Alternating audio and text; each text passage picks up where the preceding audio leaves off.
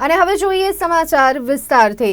ગાય અંગે અલ્હાબાદ હાઈકોર્ટે જે અવલોકન કર્યું હતું, ગાયને રાષ્ટ્રીય પશુ જાહેર કરવામાં આવે। ખાસ અલ્હાબાદ હાઈકોર્ટે કહ્યું હતું, મુગલ શાસકોએ પણ ગૌ હત્યા પર પ્રતિબંધ લગાવ્યો હતો। તેમ અલ્હાબાદ હાઈકોર્ટે કહ્યું હતું, ગાય ભારતની સંસ્કૃતિ છે। અલ્હાબાદ હાઈકોર્ટે અવલોકન કર્યું હતું, સંસ્કૃતિનું રક્ષણ કરવું દેશમાં રહેતા દરેક નાગરિકની ફરજ છે।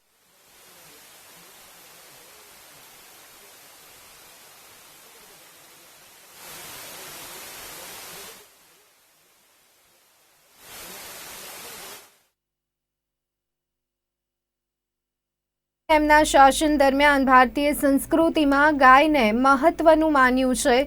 ગાયને રાષ્ટ્રીય પશુ જાહેર કરવું જોઈએ કે નહીં તે અંગે ખાસ લોકોની પ્રતિક્રિયા જાણવાનો પ્રયત્ન નિર્માણ ન્યૂઝ દ્વારા કરવામાં આવ્યો હતો। સુરતથી ખાસ લોકોનું આ મુદ્દે શું માનવું છે તે જાણવાનો પ્રયત્ન કરવામાં આવ્યો હતો। આવો કરીએ તેની પર એક નજર। દર્શક મિત્રો, અલ્હાબાદ હાઈકોર્ટ દ્વારા એક મહત્વનો એક કહી શકાય કે નિર્ણય આપવામાં આવ્યો છે। કહેવાયું છે અલ્હાબાદ હાઈકોર્ટ દ્વારા કે ગૌ માતાને રાષ્ટ્રીય પશુ જાહેર કરવામાં આવે। આને લઈને આપણે સુરતના જે ગૌરક્ષક છે, ગૌ પ્રેમીઓ છે તેમની સાથે વાત કરીશું અને કાયદાના જાણકાર લોકો સાથે પણ વાત કરીશું તેઓ આ મામલે શું કહે છે।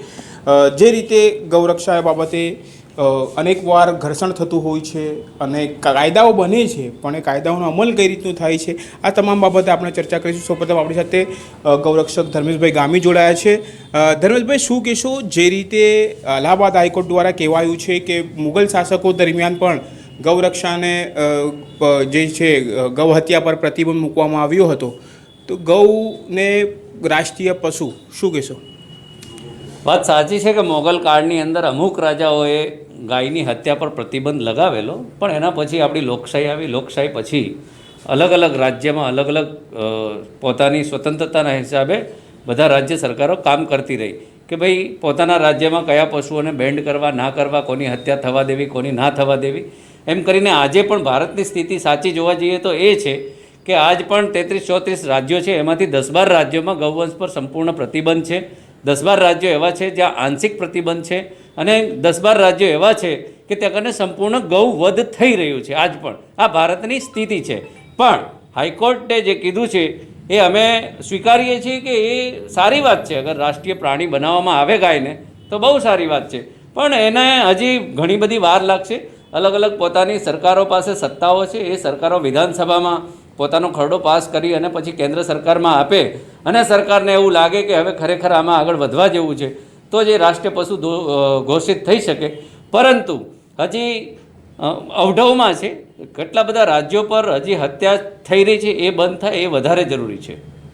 ચોક્કસપણે ક્યાંક ને ક્યાંક હવે આમાં પોલિટિક્સ શું છે, પોલિટિકલ મુદ્દો કઈ રીતનો છે, આપણે એ અંગે બી વાત કરીશું। જી, આપનું નામ, ડેઝિગ્નેશન? જી, મારું સની રાજપૂત નામ છે। આપણે જોવા જઈએ તો ગૌ માતાની કેટલા રાજ્યોમાં હત્યા થઈ રહી છે, લોકો કરી રહ્યા છે, તેને અટકાવવા માટે આ ખૂબ જ સારો પ્રયત્ન છે, તે કરવો જોઈએ સરકારે। વિવિધ જે રાજ્યોમાં સરકારો છે એને સમર્થન આપીને આને રાષ્ટ્રીય પ્રાણી બનાવવું જરૂરી છે ગૌ માતાને। ચોક્કસપણે સની રાજપૂત છે, ધાર્મિક સંગઠનથી જોડાયા છે, આપણી સાથે બીજા ભાઈ જોડાયા છે। આપ કઈ રીતે જુઓ છો જે રીતે અલ્હાબાદ હાઈકોર્ટે કહ્યું છે કે ગૌને રાષ્ટ્રીય પશુ?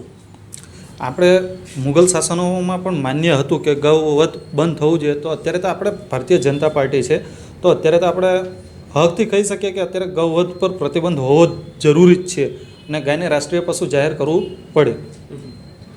હાલ આ કાયદાઓ અનેક છે છતાં ક્યાંક ને ક્યાંક તેનું પાલન નથી થતું। શું લાગે છે આપણને કે જે રીતે કાયદાઓની વાત થઈ જાય છે, લોકચાહના બી નેતાઓ મેળવી લે છે આવા કાયદાઓના જાહેરાત કરીને, પણ પાછળથી જે રીતે કહી શકાય કે એનો અમલની વાત હોય તો એ અમલ સાર્થક થયું છે હાલ સુધી જે બી કાયદાઓ પાછળના જે છે તે?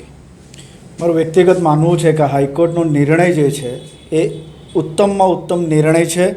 કાયદાઓ આપણા માટે જ છે, એનું પાલન આપણે જ કરવું જોઈએ એવું વ્યક્તિગત રૂપે માનું છું। અને ગાયને રાષ્ટ્રીય પશુ જાહેર કરવું એ બધાની સહમતિથી થશે। ચોક્કસપણે રાષ્ટ્રીય પશુ જાહેર કરવાની જે નીતિ છે તે સૌની સંમતિ જરૂરી છે। આપણે વધુ એક ભાઈ જોડાયા છે। જે આપ શું કહેશો?